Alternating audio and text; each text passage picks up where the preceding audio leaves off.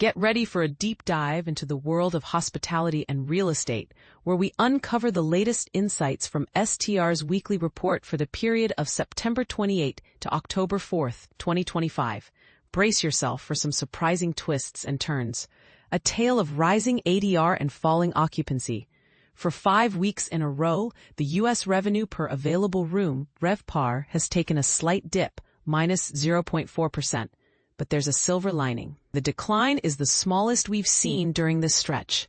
While occupancy continues its downward trend for the 15th week in a row, the average daily rate, ADR, is on an upward trajectory, growing at its highest rate in the past 23 weeks, plus 2.7%. But here's where it gets interesting. This ADR surge was largely driven by large conferences in specific markets. On Sunday and Monday, ADR skyrocketed, plus 4.9% each day, led by the top 25 markets with an average increase of 8.6% on those days.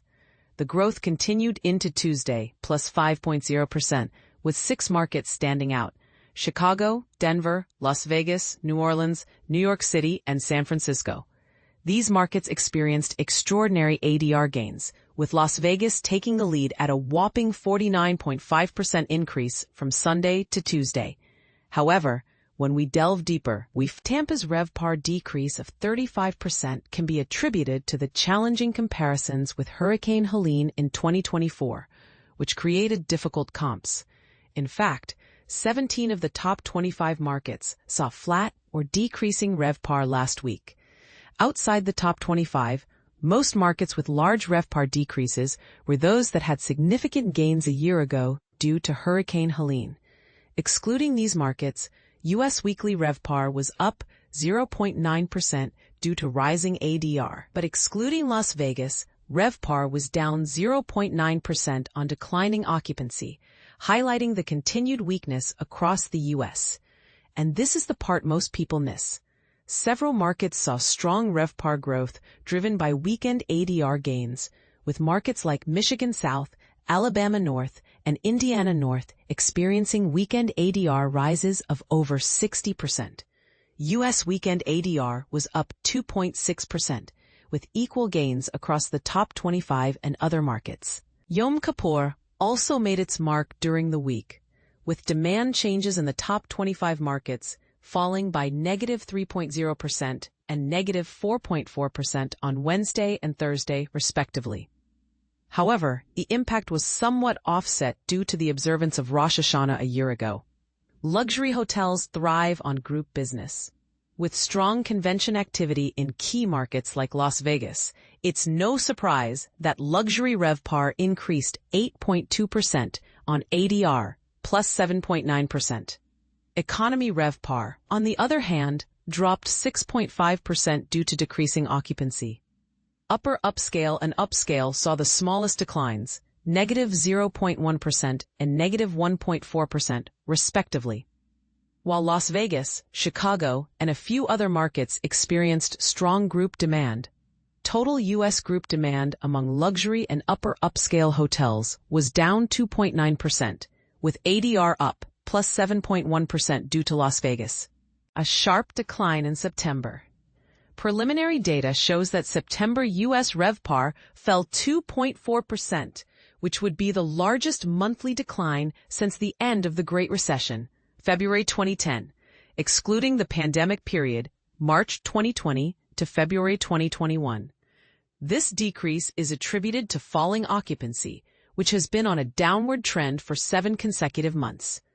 ADR is also expected to have decreased, negative 0.3%, marking the second monthly decline since the end of the pandemic, both occurring in the last quarter. Global RevPAR soars. Same-store global RevPAR, excluding the U.S., rose 9.9% on ADR as occupancy remained flat. Countries like Germany, France, and Spain saw double-digit RevPAR and ADR growth.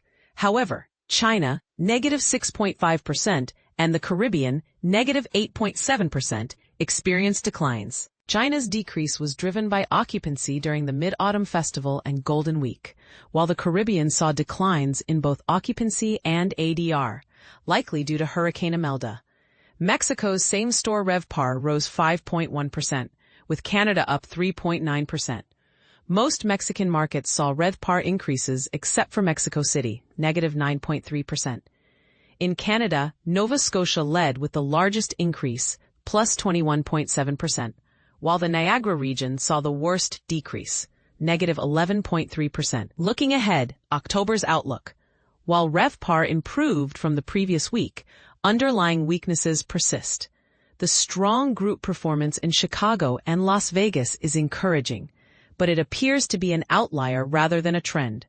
Nonetheless, we anticipate October to be better than September, given a relatively calm calendar and the movement of Halloween to Friday. About CoStar Group, Inc. CoStar Group, NASDAQ, CSGP, is a leading provider of online real estate marketplaces, information, and analytics.